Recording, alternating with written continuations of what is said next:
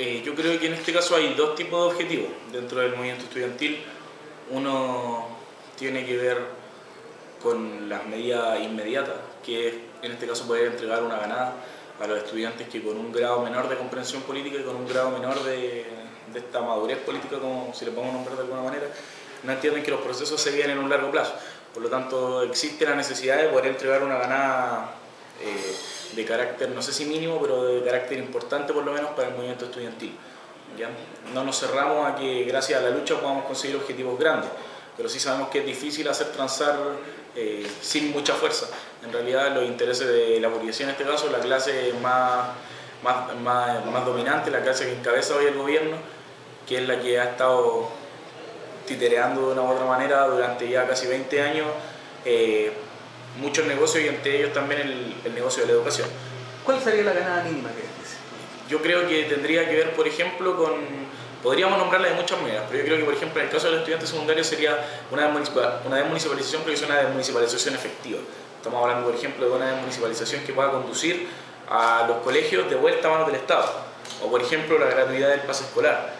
Una ganada que sea importante, pero que en este caso nosotros le llamemos mínima, porque claramente tenemos objetivos que son mucho más ambiciosos. ¿Y cuál es ese objetivo más ambicioso, la ganada máxima? Bueno, yo creo que tiene que ver mucho más con lo que es el movimiento popular, lo que trasciende más allá del movimiento social. ¿Ya? Y también va ligado exactamente de la mano con el segundo objetivo con el que nosotros queremos plantearnos, que en este caso dedicarnos a una construcción o a la reconstrucción de una malla social que en algún momento existió, pero que en un determinado momento también se destruyó. En eso hemos avanzado mucho este año, pero hoy queda un objetivo mucho más grande, que es avanzar tanto en la acumulación de fuerza como avanzar en una unidad concreta que sea de sectores, por ejemplo, de trabajadores, sectores de estudiantes, sectores que se encuentran divididos por una u otra razón, pero que al fin y al cabo por una lucha en común se deben unir. Del gobierno en realidad no esperamos nada, yo creo. Yo creo que si hay algo concreto es que nosotros no esperamos nada, y lo que principalmente nosotros esperemos va a venir de la fuerza que nosotros podamos invertir como fuerza popular. Hay algo que ya hemos visto, por ejemplo, hoy día vimos que una mesa de especialistas aprobada por el gobierno dijo que no se habría ninguna posibilidad de educación gratuita y que iba a presentar un informe en enero. ¿Ya? Frente a esto, y hace mucho tiempo, y con estas palabras, además de las palabras de Sebastián Piñera hace 2 semanas ya en el Congreso de la UDI, en que dijo que tampoco habría ninguna posibilidad de conseguir la educación gratuita, no nos queda más que decir que de este gobierno no esperamos nada, y que las ganadas que nosotros podamos sacar las vamos a poder sacar directamente desde el fruto de la lucha que tengamos nosotros como movimiento social, como movimiento popular o como se le quiera llamar. Bueno, hemos planteado hace mucho tiempo que la necesidad de la educación gratuita es imperante, y que la educación gratuita debe ser independiente de cuáles sean los sentimientos que nosotros tengamos hacia las clases más altas, transversal hacia cualquier clase social, transversal a cualquier condición humana y transversal a cualquier condición que pueda existir por la gracia y la desgracia de la clase social en la que se haya nacido. Hoy nosotros tenemos un objetivo que es también un objetivo político que tiene que ver, por ejemplo, con el financiamiento de la educación. Nosotros creemos que el planteamiento que nos hace el gobierno al decir que nosotros con nuestros impuestos vamos a financiar la educación de las clases más altas, no lo aceptamos, porque tenemos un planteamiento que tiene que ver con una reforma tributaria como medida inmediata que, bueno, pueda a la vez delegitimar y pueda a la vez hacer costear a las clases más altas y a las empresas más grandes de este país la educación de todos. ¿Ya? Hoy existen grandes grupos empresariales y grandes familias, ya el Grupo Copesa, los Luxich, los Claro, los Angelini, que durante muchos años se han llenado los bolsillos, y no solamente sus bolsillos, sino que los bolsillos también de sus familias, a costo de las familias más pobres, a costo de nuestras ganancias, a costo de las ganancias mínimas que podamos tener nosotros. Y una forma de revertir estas situaciones y de ponerlas al descubierto es que nosotros podamos en realidad generar una reforma tributaria que pueda atacar a las familias más poderosas y a los grupos empresariales más grandes. Como segundo objetivo también nos planteamos poder avanzar hacia lo que es la renacionalización no solamente del cobre, sino que de los recursos naturales en general, porque también sería un gran golpe en contra de estos mismos grupos empresariales que durante años han saqueado tanto nuestros bolsillos como los bienes naturales de nuestro país, que aún por desgracia no es soberano. La politización de un movimiento social no tiene nada de malo, y la estructuración de estos dichos es como como de las mismas estructuraciones que sufríamos en los años de la dictadura, en donde el debate popular, en donde la generación de política, la generación de una matriz ideológica se criminalizó totalmente. Ya hoy tenemos una criminalización de lo que es la actuación política dentro de cualquier nivel, independiente de un conflicto secundario o de un conflicto social. ¿Ya? Secundario me refiero al área de la educación secundaria, ya, pero en este caso creemos que viene ligado en esta dirección.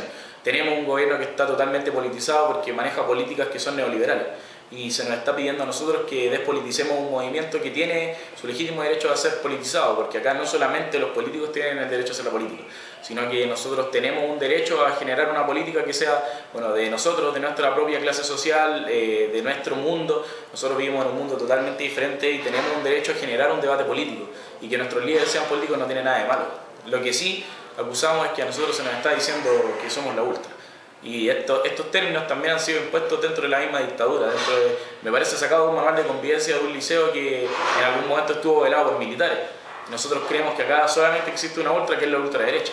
La ultraderecha que en algún momento se comprometió con personeros de gobierno que hoy tenemos a la cabeza a jurar el amor eterno a Pinochet. Eso a nosotros sí nos parece ultraderecha. Por lo demás, nosotros no nos consideramos ultra de ningún lado, somos jóvenes protestando y sí tenemos pleno derecho a poder politizar un movimiento social, porque hace muchos años que no se generaba un debate político concreto dentro de nuestro país y los jóvenes tenemos el derecho a hacerlo. Hoy se está intentando criminalizar, bueno, no solamente las tomas, sino que también, por ejemplo, las agresiones verbales y las agresiones físicas a lo que es Carabineros de Chile. Nosotros decimos que quizás no está mal legislar esto, pero también hay que legislar las malas acciones que tengan estos policías. Hoy tenemos un muerto ya dentro de nuestro movimiento social, que en este caso es Manuel Gutiérrez. Tenemos también varios compañeros más caídos, se ha mostrado solamente el caso de Manuel, pero tenemos compañeros que han salido heridos. Tenemos también, por ejemplo, un compañero mapuche que ya perdió una pierna dentro del primer cacerolazo que se realizó, y hoy nos está velando por poder sancionar a estos funcionarios que por lo demás están investidos con una investidura pública, y que por lo tanto, haciendo mal uso de su investidura pública, deberían ser sancionados de mayor manera.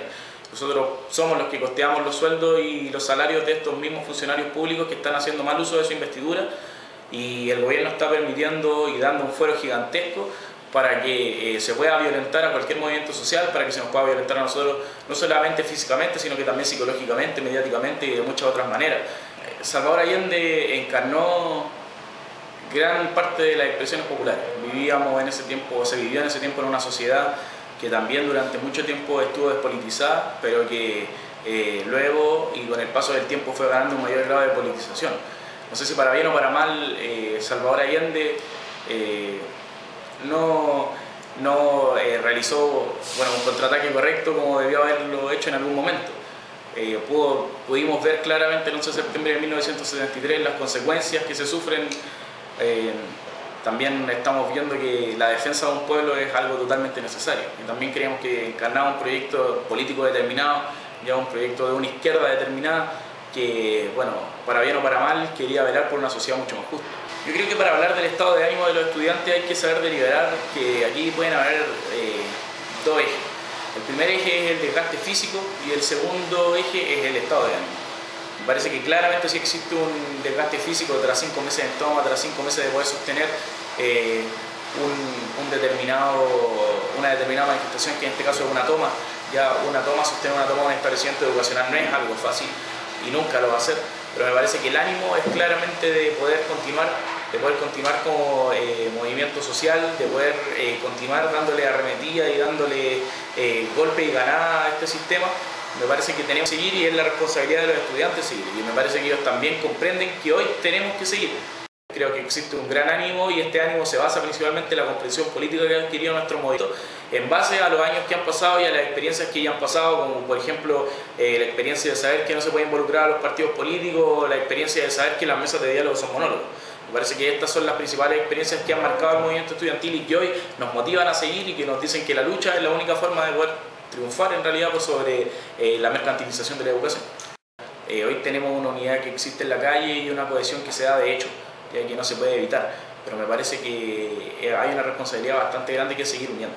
Ya hay muchos sectores que se encuentran descolgados por una u otro error que se haya cometido en algún lado, por algún comentario o por alguna acción que no haya sido beneficiosa para el movimiento estudiantil.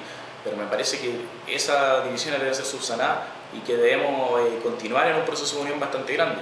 ya unidos solamente venceremos, como se dice, como lo dijeron alguna vez.